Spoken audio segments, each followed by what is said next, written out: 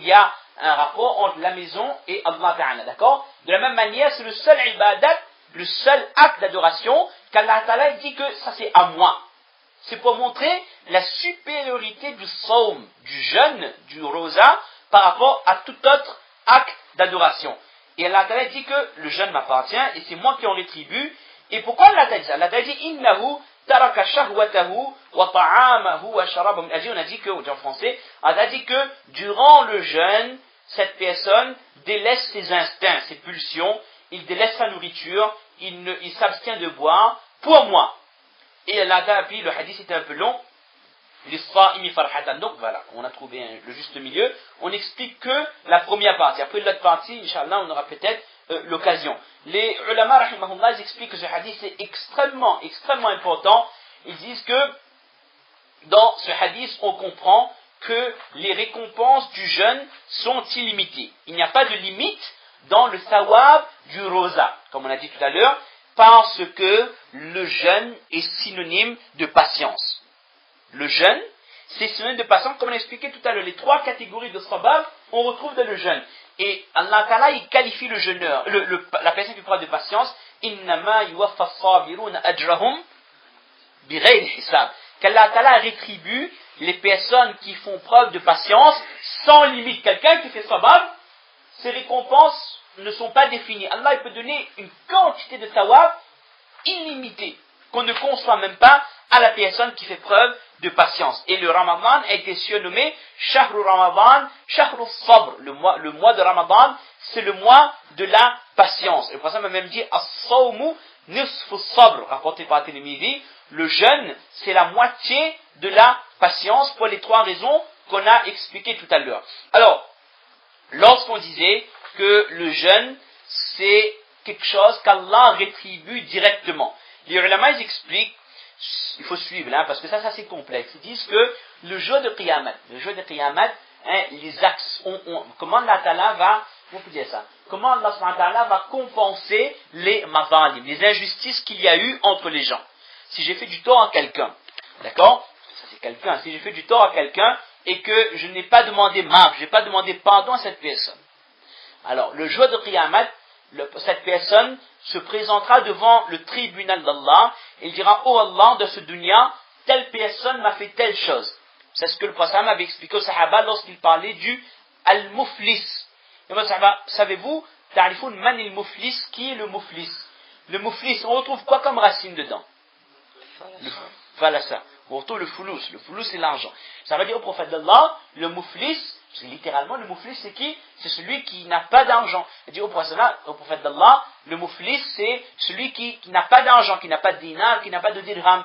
Et le prophète a dit que non, le muflis, c'est qui? C'est celui qui, le jour de Qiyamah, on accélère, se présente auprès du tribunal d'Allah avec beaucoup de namaz, beaucoup de sadaqa, beaucoup de lecture de Coran, beaucoup d'actes d'adoration, mais dans ce dunya, elle a été injuste.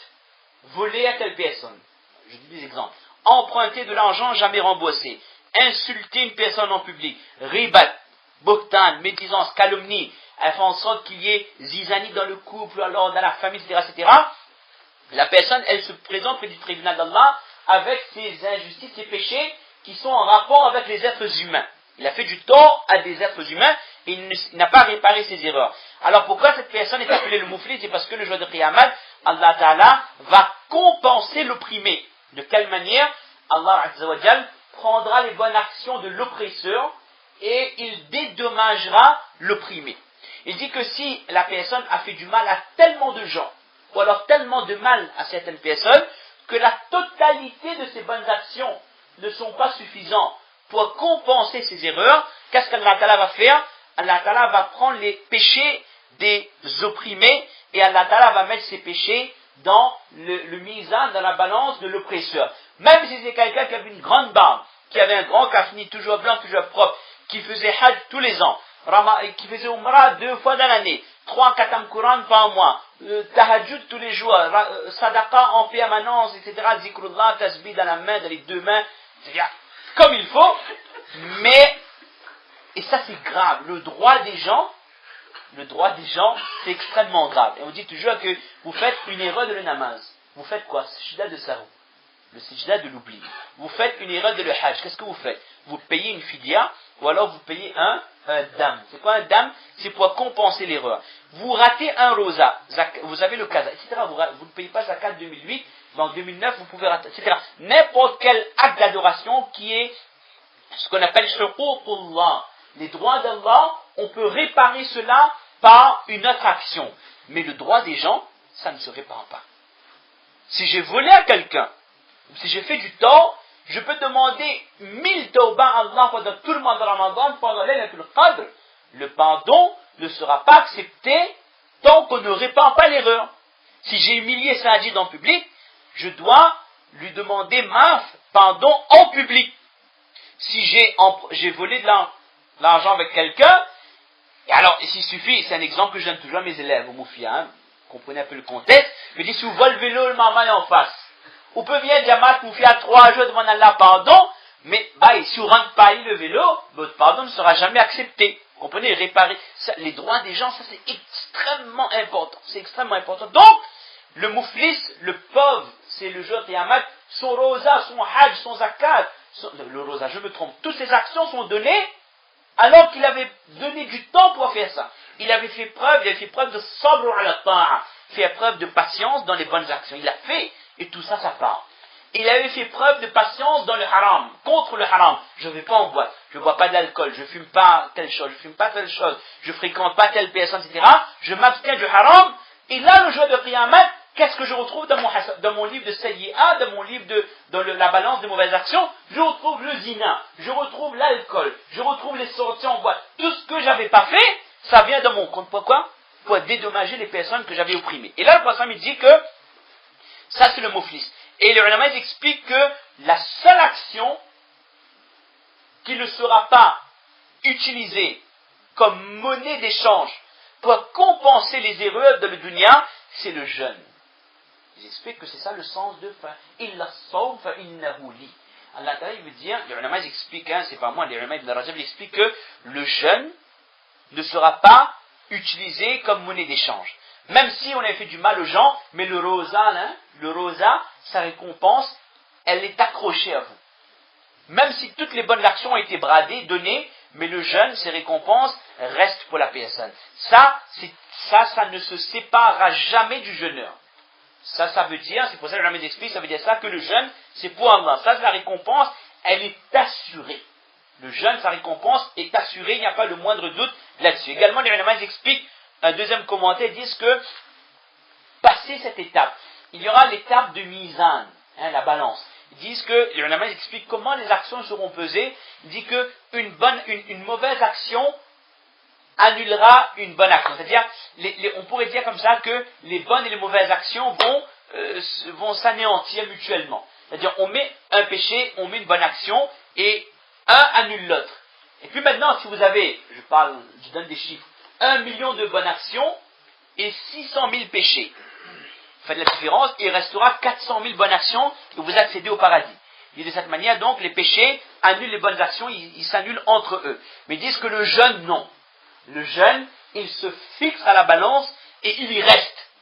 Il n'y a pas un péché qui décalera, qui fera fondre le jeûne pour que le péché s'en aille. Le jeûne, c'est quelque chose qui est promis et qui restera dans la balance du jeûneur. C'est pour ça que les ulama, c'est l'explication qu'ils donnent sur le sens que le jeûne, c'est pour Allah et c'est Allah seul qui sait comment il va récompenser le jeûneur le jour de Qiyamah. Également, les ulama expliquent, et c'est le dernier point, et puis on va s'arrêter, Inch'Allah, pourquoi Allah Ta'ala aime tellement le jeûne, c'est que dans le jeûne, vous délaissez ce que vous aimez le plus pour Allah. Et si on regarde bien, la taqwa c'est quoi? Taqwa, c'est délaisser les péchés pour Allah. Ne pas faire de haram uniquement pour Allah subhanahu wa ta'ala. C'est ça la plus grande preuve de soumission envers Allah subhanahu wa ta'ala. Quand le prophète dit hadith, on finira avec ça, que man taraka shahwatahu wa ta'amahu wa sharabahu min ajli innahu. Le prophète dit que Allah Ta'ala dit que cette personne a délaissé ses passions, ses instincts uniquement pour moi. Et certains ulama disent que bonne nouvelle à ces personnes qui délaissent leurs instincts, leurs pulsions présentes pour une promesse invisible qu'ils n'ont pas encore vue. Ce qui peut paraître Ça paraît insensé pour les gens mondains qui n'ont pas de iman.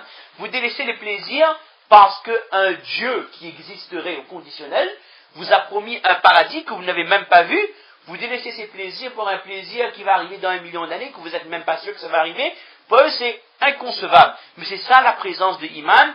Délaisser le plaisir direct, actuel, qu'on peut vivre immédiatement, pour une promesse qu'Allah Ta'ala nous a fait concernant le paradis. Et c'est ça le ihsan. Ihsan, c'est quoi? Adorer Allah comme si on le voit.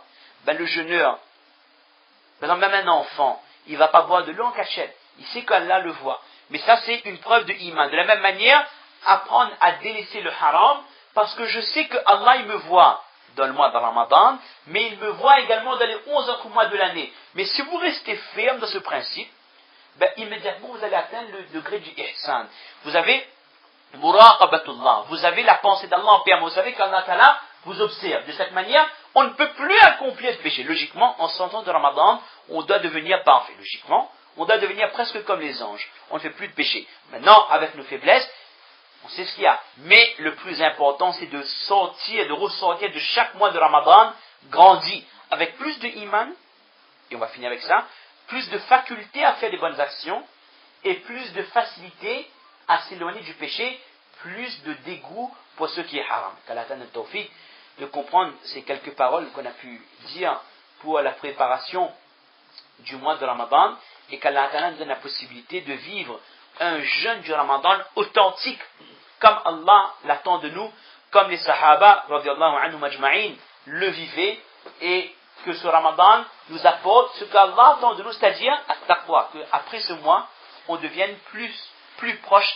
d'Allah subhanahu wa ta'ala, qu'on accomplisse les namaz plus facilement, qu'on s'éloigne des péchés avec grande facilité, et qu'on apprenne la patience, les 3 catégories de patience, et également qu'on apprenne la sincérité, parce que ça c'est un point qu'on oublie de dire, le jeûneur, c'est quelqu'un qui est sincère. Parce qu'il n'y a pas de signe extérieur au jeûne, en dehors du Ramadan, donc on parle de jeûne nafil, on ne sait pas que quelqu'un a jeûné, donc on apprend vraiment à faire une action pour Allah. Donc ces qualités-là, on résume les 4 qualités, la sincérité, les 3 patiences qu'on a vues, l'obéissance envers Allah qui deviendra un automatisme, et l'éloignement du péché qui deviendra quelque chose de beaucoup plus facile. Qu'Allah donne le tawfiq de comprendre. On a été un peu long, je vous demande pardon, mais c'était des paroles très importantes pour l'approche de ce mois.